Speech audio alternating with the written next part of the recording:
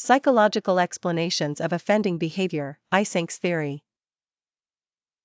As the focus shifts from biological accounts of crime to psychological perspectives, we begin considering how personality, experiences, and learning shape criminal behavior. Eysenck offered one of the earliest major psychological explanations, arguing that personality has a biological basis but also develops through conditioning and life experiences. His theory blends both nature and nurture and attempts to explain why certain people may be more prone to offending. Eysenck's theory of the criminal personality. Hans Eysenck, 1967-1978, proposed that personality can be understood through three broad dimensions, which represent clusters of behavioral tendencies.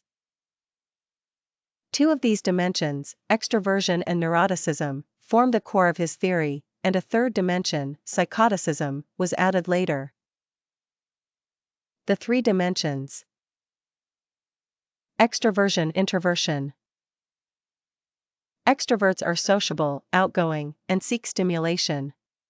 Their nervous systems are under-aroused, so they crave excitement. Introverts, with naturally higher arousal levels, prefer calmer environments. Neuroticism, stability. Individuals high in neuroticism experience strong and unpredictable emotional reactions. They may be anxious, moody, or easily upset. Stable individuals show calmer, more consistent emotional responses. Psychoticism, normality. High psychoticism is linked with aggression, impulsivity, and a lack of empathy. Eysenck suggested this dimension may relate to higher levels of testosterone. According to Eysenck, most people fall somewhere near the middle of these three dimensions. He developed the Eysenck Personality Questionnaire, EPQ, to measure them. Biological basis of personality.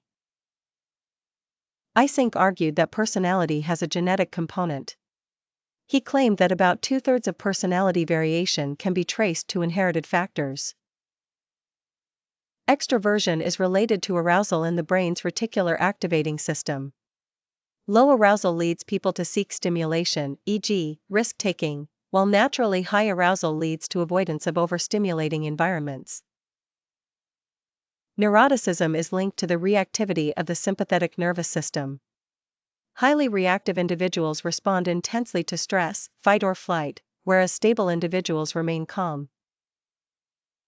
Psychoticism may be tied to hormonal influences, particularly testosterone, which could explain why males tend to score higher. Personality and criminal behavior.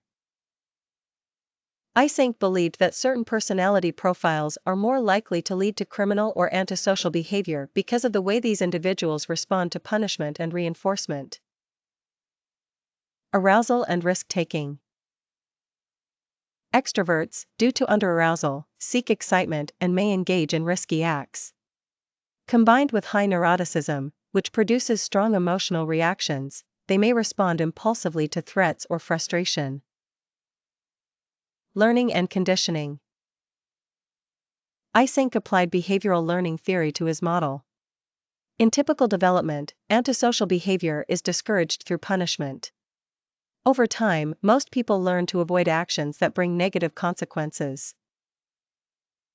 However, individuals who are high in extroversion learn poorly from punishment because it does not produce enough nervous system arousal, and high in neuroticism respond unpredictably to stress.